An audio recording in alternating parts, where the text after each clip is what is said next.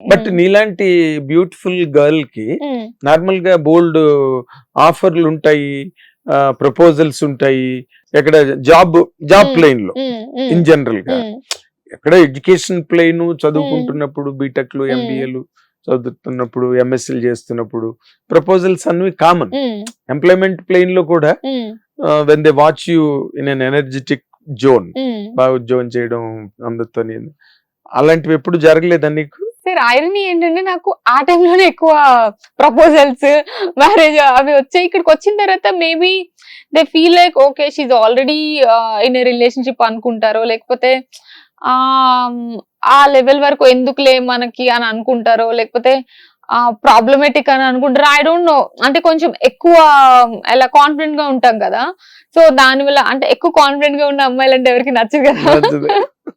So దీనికి అంటారు it might be confidence, but వాళ్ళకి ఆరగెన్స్ లాగా అనిపిస్తుంది. ఎగ్జాక్ట్లీ. సో ఈ థింగ్స్ అన్నిటి వల్ల నాకు ఇండస్ట్రీకి రాకముందే ఎక్కువ ప్రపోజల్స్ వచ్చేసారు. వచ్చిన తర్వాత ఓకే ఎక్కువేం లేదు.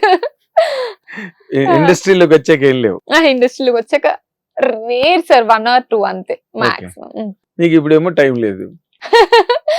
మేబీ సార్ అది కూడా అయి ఉండొచ్చు. అంటే ఇప్పుడు అప్పుడు కొంచెం ఖాళీగా ఉంటాం కదా, సో బ్రెయిన్ అంతా ఇంకా వేరే వేరే ఎవరైనా మాట్లాడతాం మేము. ఇప్పుడు అసలు నా రాడర్ లో కూడా ఒక పర్సన్ లేడు, అలా ఉంది. ఇప్పుడు మొత్తం నా ఆరో మొత్తం చూసుకుంటే ఒక అబ్బాయి సరే ఒకళ్ళు ఉన్నారు అని అనడానికి కూడా ప్రపోజల్స్ కూడా ఏం లేదు, జీరో. అలా స్ట్రేంజ్ కానీ కంటే మన థాట్ అలా ఉందేమో సార్. అంటే మన థింకింగ్ ప్రాసెస్ ఎలా ఉంటే అట్లాంటి వాటిని అట్రాక్ట్ చేస్తాం కదా. ఇప్పుడు maybe I'm attracting more work, maybe అందుకని అవ్వట్లేదని నేను అనలైజ్ చేసుకుంటే ఎందుకు అవ్వట్లేదు, ఇప్పుడు అప్పటికంటే ఇప్పుడు బాగున్నాం కదా, బాగా ఎక్కువ మందిని కలుస్తున్నాం కదా, ఎందుకు అవ్వట్లేదు అంటే నువ్వు ఆ వేలో థింక్ చేయట్లేదు. ఎవరితో మాట్లాడినా ఎంతసేపు ఈ ప్రాజెక్ట్ ఏంటి, అదేంటి, ఇదేంటి అని మాట్లాడిన తర్వాత అది రావట్లేదేమో మేబీ అయిండొచ్చు. చుట్టూరు నీకు ఇప్పుడు చుట్టూరా కథలు, క్యారెక్టర్లు, డైరెక్టర్లు, బ్యానర్లు బుర్రలో అదే తిరుగుతున్నట్టు, సో అది రిఫ్లెక్ట్ అవ్వట్లేదు అనుకుంటా. 100% కరెక్ట్.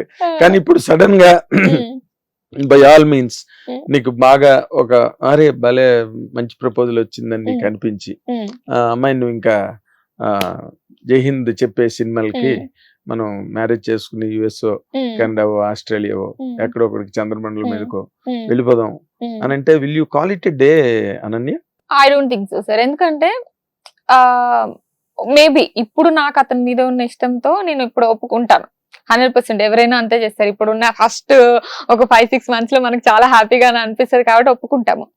కానీ నేను రియలైజ్ అయింది, లేకపోతే నాకు అర్థమైంది ఏంటి అంటే, నువ్వు 10 years ఉండొచ్చు, 15 years ఉండొచ్చు దూరంగా. ఆ 15 years తర్వాత మళ్ళీ నీకు ఇక్కడ రావాలనిపిస్తుంది. నీ డ్రీమ్ ఇది. కొంతమందికి 2 years లో రావాలని, 5 years, 10 years ఎప్పుడో ఒకప్పుడు రావాలనిపిస్తుంది. అతను దానికి అగేనిస్ట్ గా ఉన్నాడు అంటే 2 things సార్ ఇక్కడ. ఒకటి అగేనిస్ట్ గా ఉండటం, ఆర్ ఎల్స్ నేను చేసేది ఇంపార్టెంట్ కాదు అని అతనికి అనిపించకపోవడం. అప్పుడు రెస్పెక్ట్ ఉండదు. ఇంపార్టెంట్ కాదు అని అనిపిస్తే, సరే నాకొద్దు, నాకు పీస్ఫుల్ లైఫ్ కావాలి, నన్ను దూరంగా తీసుకెళ్ళినా మళ్ళీ రావాలని అనిపిస్తుంది. బికాస్ నేను వచ్చాను, నేను చాలా ఇష్టపడి నచ్చి వచ్చిన ఫీల్డ్ ఇది. సో నేను ఆబ్వియస్ గా మళ్ళీ బ్యాక్ వచ్చేస్తాను కదా. అప్పుడు అనవసరమైన కాంప్లికేషన్స్. దానికంటే నేను చేస్తున్న వర్క్ కి రెస్పెక్ట్ ఇచ్చి, నేను చేస్తున్న వర్క్ రెస్పెక్ట్ ఇచ్చారంటే నాకు కూడా ఆ గౌరవం ఇచ్చినట్టే.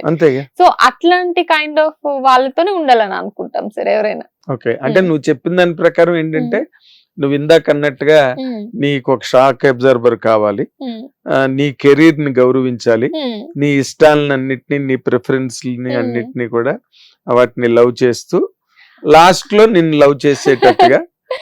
అంటే రెస్పెక్ట్ ఈజ్ ఫైన్ సార్. వీటన్నిటికంటే నా మీద ఒక గౌరవం ఉందనుకోండి, ఈ అమ్మాయి కష్టపడి పైకి వచ్చింది, ఆర్ ఎల్స్ ఇండస్ట్రీలో ఉండటం అంత ఈజీ థింగ్ కాదు, తను అంత కష్టపడి పని చేస్తుంది అన్న రెస్పెక్ట్ ఉంటే మిగిలినవన్నీ ఆటోమేటిక్ గా వచ్చేస్తాయి సార్. నాకు అది అనిపించింది. సో ఆ రెస్పెక్ట్ ఉన్న పర్సన్ అయితే ఇనఫ్.